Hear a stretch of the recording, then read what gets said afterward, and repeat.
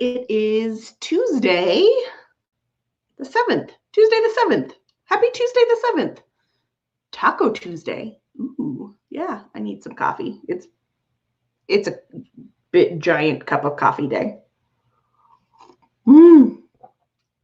How is everyone today? Are you functioning? At least in Kansas City, the sun is out. I feel like it hasn't been out. I'm sure it was out like 2 days ago, but it feels like I haven't seen it in weeks. So, but it's out today. We're good to go. Hi, Lee. How are you? Show me some love. Leave me a comment if you're here, because I can only see certain people that show up. Like I can see that I can see a little number, but I can't see who those numbers equate to.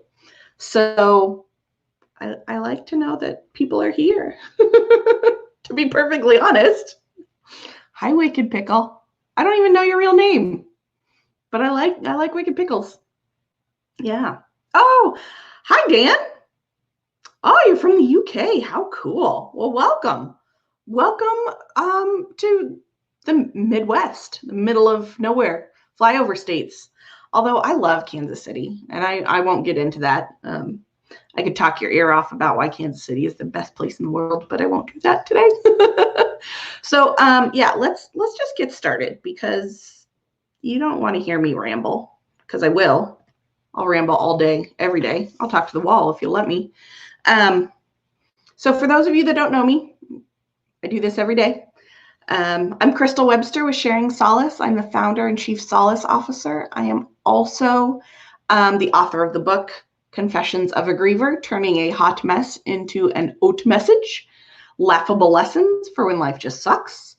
But more importantly than that, I am Madeline's mother. That is my top responsibility. I work every day to make her proud of me. I just happen to look up when I'm speaking to her instead of down. When most 10-year-old girls you would look down to speak to, because, you know.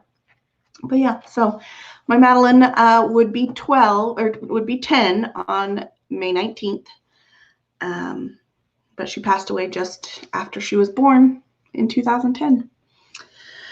But this is how I choose to make her proud every day, or at least hope I am making her proud every day. And so we're going to read from the book that comes out for her 10th birthday. This is my 10th birthday present to her. Today's story that you picked yesterday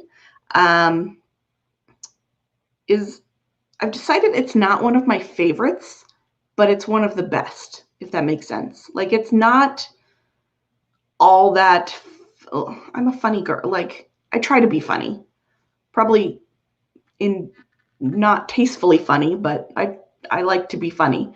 I prefer funny over anything else. So this one isn't a funny story, but it's a very poignant story and a very good story. And so while it's not my favorite, it's a very powerful story. So we are going to be reading Hallo aus der Schweiz today. And then at the end of this, make sure to stick around, because I have some fun announcements, and you get to pick tomorrow's story based on what we read today. How's that sound? Same old, same old. So here we go. Wait, one more sip of coffee, because I promise there's only coffee. Well, there's coffee and creamer, but no vodka in it this morning. All right. Hallo aus der Schweiz. I read an essay by Emily Pearl Kingsley a few years back titled Welcome to Holland. It's about a lady that equated her life with a child with severe autism to an overseas vacation. While it sounds super trite, it's actually really, really profound. Maybe a little extra profound for me. I continued to think and build on this story for a very long time, eventually turning it into my own. And I'd like to share my version of this story with you here. So imagine your future as a long sabbatical in Paris. You've always wanted to live among the Parisians, enjoy your time, enjoy their way of life, take in the culture, eat the cheese and champagne. Oh, the crepes. Lordy, lordy, the crepes. You want to immerse yourself in the art and the history. You really love all things Paris. So you prepare for your time overseas. You study art and fashion. You join message boards with locals. Teach yourself French, or at least enough French to get by and not look like a complete American idiot. You figure you'll pick up the rest once you get there. You find the perfect flat to live in and a wardrobe to match. Then you make a list of all the places you want to visit and things you want to experience. You pack your bags and you board for a long flight across the Atlantic. Right before touching down, after hours and hours in a cramped plane seat, the pilot comes over the intercom, as they do, and announces, "Willkommen der Schweiz." That's not French, you say to yourself, but you're exhausted from not sleeping. Plus, on these international flights, they say everything in about 14 languages anyway. Finally, you hear it in English. "Welcome to Switzerland." You panic. You're going to Paris. That's where you signed up to go. You land and you don't know what to do. You're supposed to be in Paris right now, the land of baguettes and berets. Apparently, there's been a change of plans, and you really only have one option. You stay. You adjust. You get some new guidebooks, pick up some Swiss German, which, by the way, is not a real language. Find a chalet to live in, and you learn to love raclette and rosti. Oh, and you take up skiing. This place is nothing like Paris. It's slower paced, it's not as glamorous, but it's also less maintenance and less flashy. You explore places you didn't even know existed. Devour Swiss chocolate by the kilo, and enjoy some of the most beautiful nature in all of the world. You start to truly appreciate the attention to detail, precision, and perfectionism of the Swiss. This is not the sabbatical you signed up for. You don't get to go home and tell all your friends about your fabulous time in Paris. And you will always be a little hurt that's not the experience and the future that you had set. You are almost as excited to tell people about your experience in Paris once you returned as you were to actually have the experience. Everyone you know seems to be coming and going from Paris, talking about their amazing trip, the Eiffel Tower, the Louvre, Montmartre. Every time you hear a conversation about the city of love, your heart aches just a little bit. You think about the experiences you could have had, should have had, the loss of that dream, the loss of that plan. It's very, very symbolic to you. You will never fully get over it. So you just have to accept that loss and accept that pain. But Switzerland is not a place of despair, desperation, and distress. It's a perfectly wonderful place. It offers the highest standard of living in the world. You saw places you didn't know existed, made friends you didn't even know you wanted. You got an experience that not many choose to sign up for, but is just as, if not more, worthwhile. If you spend your whole life wishing you'd gotten married, stayed married, had a family, kept your dream job, not been diagnosed, you'll lose out on your new reality. You'll miss out on the beautiful things that you did get to experience, the friends you made, the lessons you learned, and the stories that you do get to tell now. Your life, this life, your fantastic trip to Switzerland, and the stories you now have in your heart, those are your new normal. If you choose to spend the rest of your life mourning the loss of your Paris plan, you'll never truly be able to enjoy your time among the Swiss, who, by the way, are also known for their chocolate and cheese. All right, that was today's story. I would love to know what you think. I've always been, and I have no reason why, but I've always been a Paris lover, or the idea of Paris. And so I actually went to Switzerland and lived in Switzerland for a couple of years. And once I realized that Switzerland was its own beautiful amazing place and quit trying to compare it to the overseas sabbatical of London or Rome or Paris. I really started to enjoy it. And I think that's what we as grievers need to be able to see, is that our life is a little different now. We have, we can't compare it to what we thought we wanted, what we thought we had. It's just different. So take it for what it is and make the best of what you have. So, one more sip of coffee. All right. So we got 3 options for tomorrow. And they are, and how you vote, just leave A, B, or C in the comments below. And then based on whatever letter has the most votes, that is how we will move forward tomorrow. So, these are good ones. Okay. A, let's go somewhere else. Let's head west. Read, hey, baby, let's go to Vegas. B, grief is not a problem. You need to learn that. And it's best if you learn to love the grief itself too.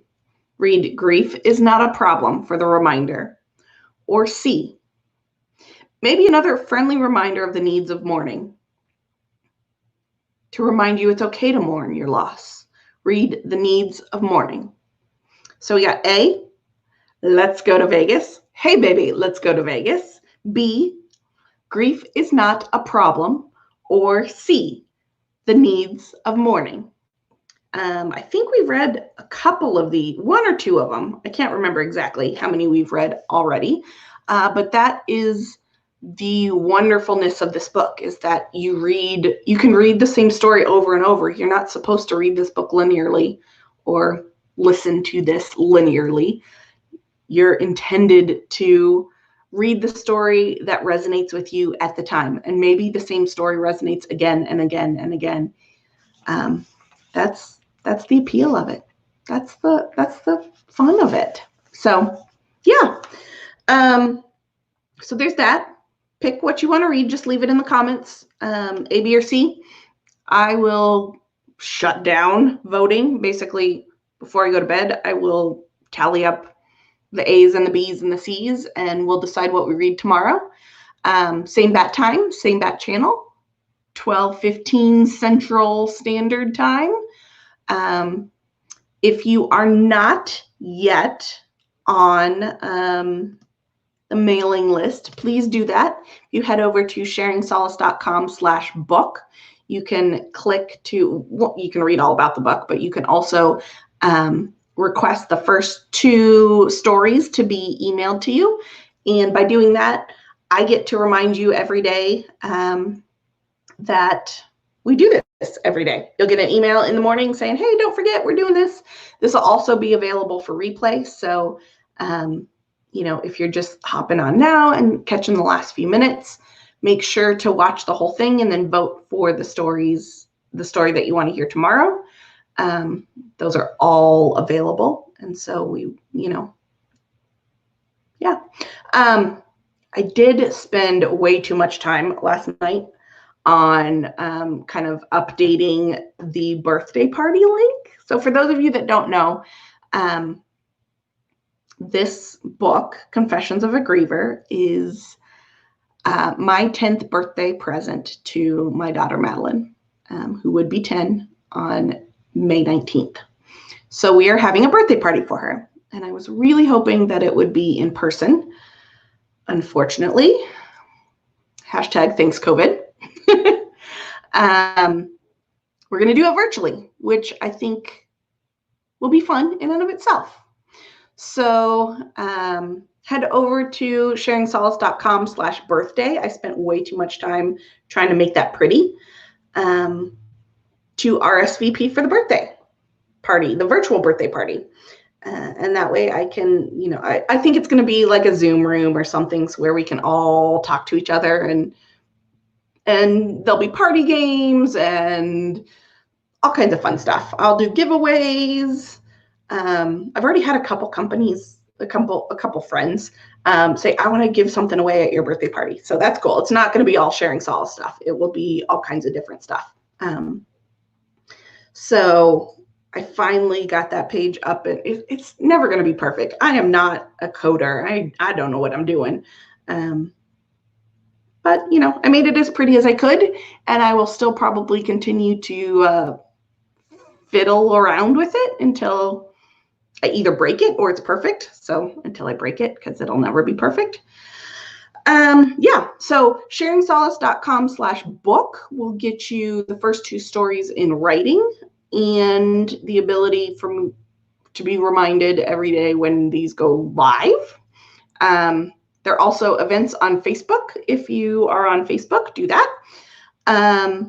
Sharingsolace.com/birthday gets you all kinds of info about the birthday party. That's May 19th. Yes, I know it's a Tuesday evening, but it has to be May 19th. End of story. So if you want to RSVP for the birthday, you can do it on that site. You can also RSVP on the Facebook page. Yeah, we'll do all that fun stuff. So I think that is it for today. It's kind of the same old, you know. We read a story, we pick the story for tomorrow. So again, one more time before we're done. The 3 options for tomorrow are A, hey baby, let's go to Vegas. B, grief is not a problem.